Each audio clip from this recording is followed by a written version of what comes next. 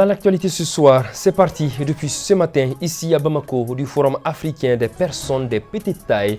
Regroupant 11 pays du continent, cette tribune permet à cette couche de partager et de mesurer les difficultés et les aspirations de ses membres. Le secteur de la géologie et des mines expliqué à la presse.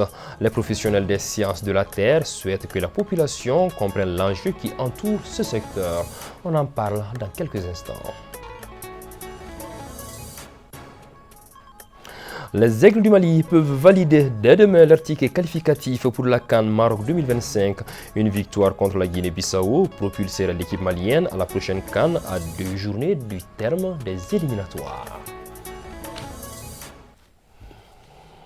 Voilà donc pour les titres de cette édition de ce lundi soir. Merci de nous recevoir chez vous. Bonsoir et bienvenue à tous.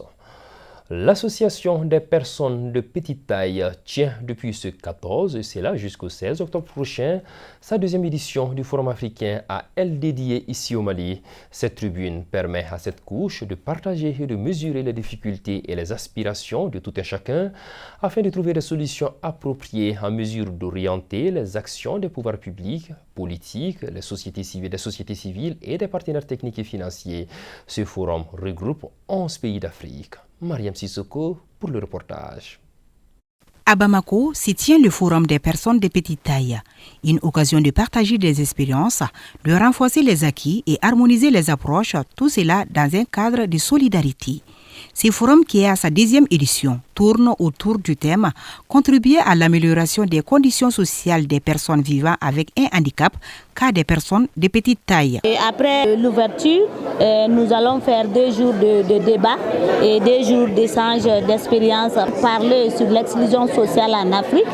Ça sera le premier thème et après on va parler de l'intégration et l'insertion socio-professionnelle des personnes handicapées en général et des personnes de petite taille en particulier en Afrique. Et après le 3e jour, ça serait l'Assemblée générale de la Fédération africaine des personnes de petite taille, la première Assemblée générale. Eux aussi créer le nouveau bureau, vraiment, pour que les autres pays de l'Afrique puissent bien se structurer par rapport aux personnes de petite taille de l'Afrique. La lutte contre la discrimination envers les personnes handicapées, cas des personnes de petite taille, est un combat de longue haleine. Un défi que la présidente de l'Association des personnes de petite taille veut relever.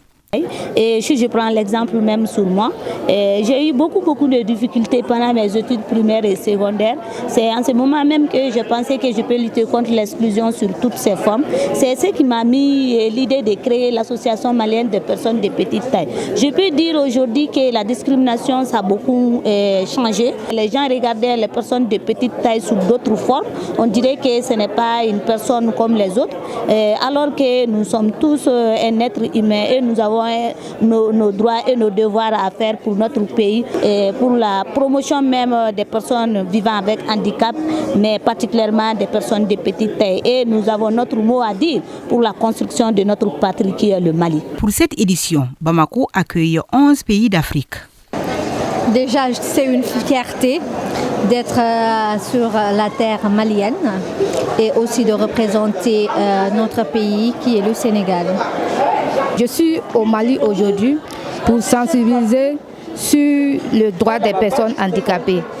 Sincèrement, la personne handicapée est beaucoup rejetée dans la société, raison pour laquelle on est là pour sensibiliser à travers les forums, les campagnes de sensibilisation pour pouvoir avoir une place dans la société, car nous méritons aussi une place. Je suis très fière d'être au Mali déjà parce que le Mali a été le premier pays plutôt à se battre pour les personnes de petite taille en Afrique. Donc, vu le combat mené par Madame la présidente de l'Association du Mali, je suis très fière d'être parmi eux. Ce forum qui a lancé ses activités ce lundi à Bamako prendra fin le 18 octobre prochain. Sketch de sensibilisation, chant, slam, entre autres, ont été les temps forts de cette cérémonie. En ce mois d'octobre, mois de solidarité et de la lutte contre l'exclusion, l'Association des jeunes laborataires du Mali, en partenariat avec la coalition Espoir Jeunesse Commune 6, a tenu ce week-end une journée de sensibilisation et de dépistage gratuit. De nombreux habitants de la commune ont participé à cette activité déroulée au CESCOM de Manyambougou. Awa Sidibé et Abdul Salam Ouedraogo étaient sur place pour ORTM2. L'Association des jeunes laborantins du Mali AJLM et la coalition Espoir Jeunesse Commune 6 se sont réunis pour organiser une journée de sensibilisation et de dépistage gratuit. Cette initiative s'inscrit dans le cadre du mois d'octobre consacré à la solidarité et à l'inclusion sociale. Plusieurs maladies telles que le VIH et l'hépatite sont incluses dans le programme de dépistage. Nous sommes des biologistes, nous travaillons dans le laboratoire. C'est nous qui confirmons les maladies. Donc, premièrement, d'abord, il faut faire des sensibilisations à la population, l'importance de faire une analyse. Tu peux avoir des virus dans le sang sans peut-être être tombé malade directement ou bien physiquement. Maintenant, pour connaître ces maladies-là, c'est à travers les tests-là qu'on pourra connaître. C'est une initiative que nous, on salue et on se reconnaît dans ça.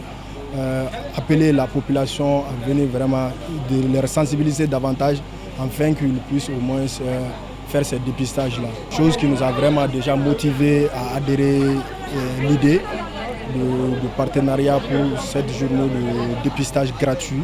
Dans le cadre de sa campagne de sensibilisation et de dépistage gratuit de cette année, l'association a commencé ses activités à Bankoni, située en commune 1 du district de Bamako, avant de poursuivre à Magnambougou en commune 6 du même district, où les habitants ont répondu favorablement à leur appel.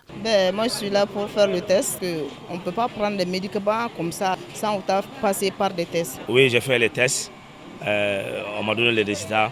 Mais à travers de l'analyse, j'ai bien compris maintenant. Comment traiter, je vais faire ça dès maintenant. L'association AJLM a pour ambition de continuer son programme dans plusieurs communes du district de Bamako. La FEGEM, la Fédération des géoscientistes du Mali, face aux hommes de médias. L'objectif est de donner des informations capitales sur le secteur de la géologie et des mines. À travers cette rencontre représentée par cette association, les professionnels des sciences de la Terre veulent éclairer la lanterne de l'opinion sur le métier de la géologie et des mines. Mancha Traoré.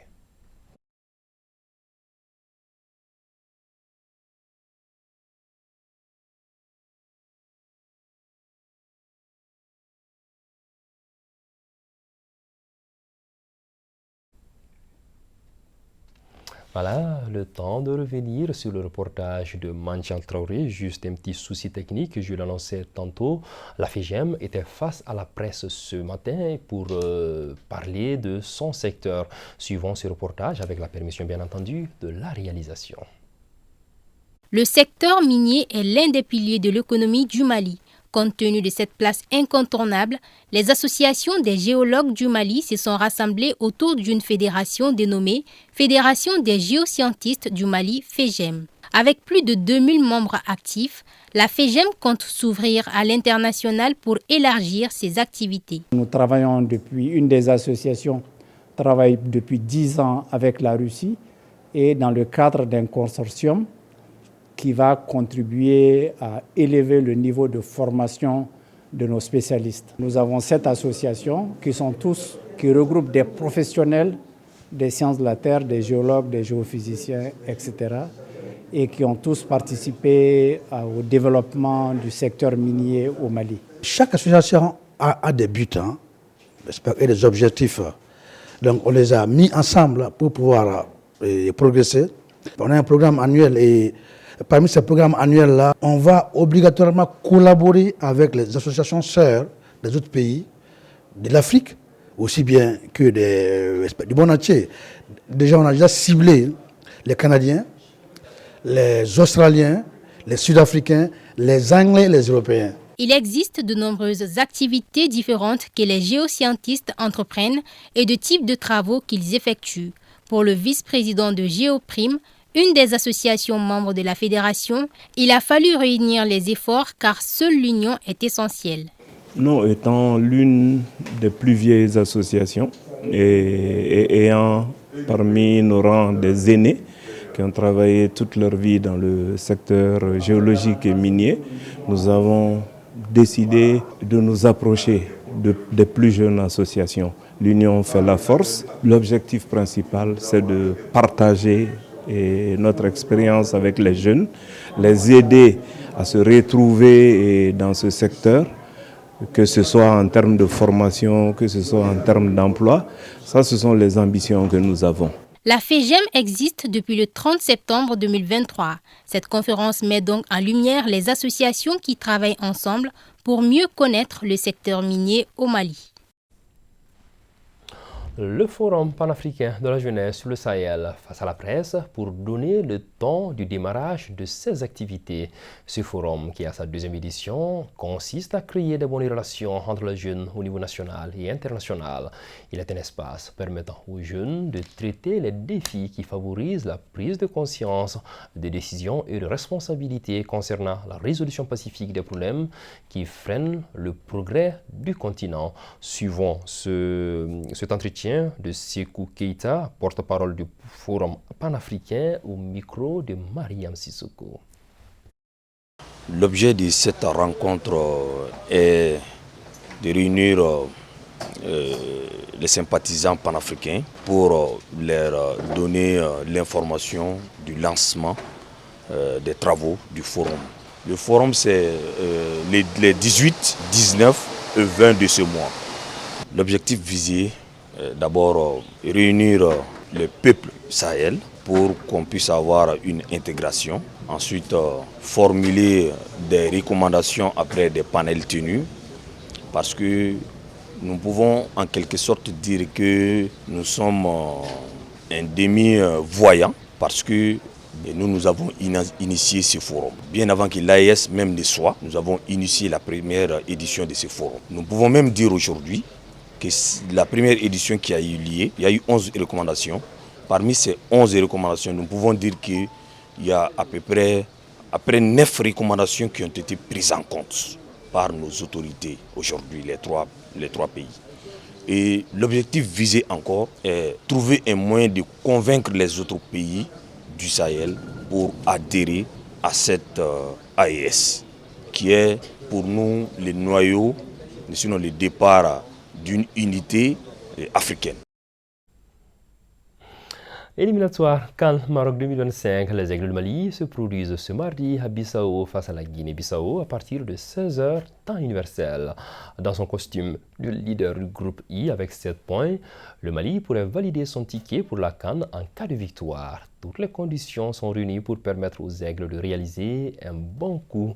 L'avant-match Guinée-Bissau-Mali, c'est avec Siragatou Sissé. Fort de son succès 1-0 à l'aller sur la Guinée-Bissau au stade du 26 mars, le Mali veut enchaîner dès ce mardi et assurer sa qualification pour la CAN Maroc 2025.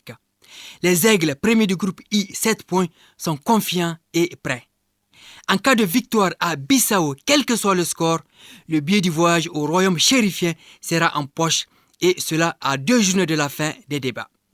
Le technicien des Aigles du Mali, Tom Saint-Fit, a tiré les enseignements du match aller. Sur les 24 joueurs convoqués, 2 n'ont pas effectué le déplacement à Bissau pour cause de blessures.